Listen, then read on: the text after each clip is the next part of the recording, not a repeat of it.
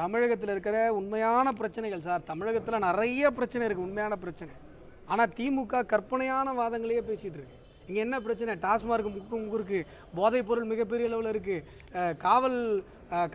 காவல் நிலையங்களுடைய வன்முறை கட்டுக்கடங்காமல் போயிட்டு இருக்கு.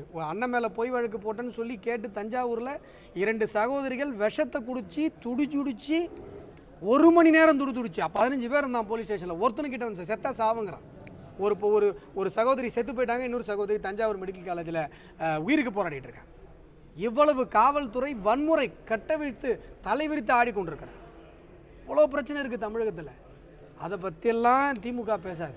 இப்போ தண்ணியில் வந்து கழிவுநீர் கலக்க பிரச்சனை உங்களுக்கு சென்னையில் நடந்தது. அடுத்து இப்போ நேற்று பார்த்தீங்கன்னா தெரியும் உங்களுக்கு, பல்வேறு உயிர் பலிகளை பழி வாங்கி கொண்டிருக்கிறது இவருடைய நிர்வாக சீர்கேடு, கனிமவள கொள்ளை, இவ்வளவு பிரச்சனை இருக்குது. இதிலிருந்து எல்லாம் மக்களை திசை திருப்ப வேண்டும். கரண்ட் பில் விலையேற்றம், பால் விலையேற்றம், மக்களுடைய அடிப்படை கட்டுமான பொருட்கள் விலையேற்றம். இன்றைக்கெல்லாம் வீடு கட்ட முடியல நடுத்தர குடும்பத்தால், ஏழை குடும்பத்தால்.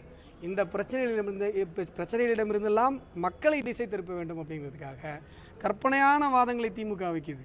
மும்மொழி கொள்கை அப்படின்னுச்சு, மக்களை ஏற்றுக்கல. நாங்கள் 3 மொழி படிக்கிறதுல உங்களுக்கு என்ன பிரச்சனை? 3ஆக தான் நாங்கள் ஒரு மொழி தேர்ந்தெடுத்துக்கிறோம்.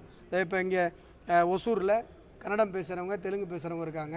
அவங்க ரொம்ப நாளாக 3ஆவதோ ஒரு மொழி எங்கள் தாய்மொழியை படிக்கணும்னு கேட்குறாங்க. அது வாய்ப்பாக இருந்துட்டு போட்டோம், மக்கள் நினைக்கிறாங்க. வேலைக்கு ஆகலை. அடுத்து டீலிமிட்டேஷன், வேலைக்கு ஆகலை. இப்போ பழைய பொட்டியிலேருந்து அதர பழசான ஒருத்தரை எடுத்துகிட்டு வந்து மேக்கப் போட்டு கொண்டு வந்து உட்கார வச்சுருக்காங்க, மாநில சுயாட்சி அப்படின்னு சொல்லி.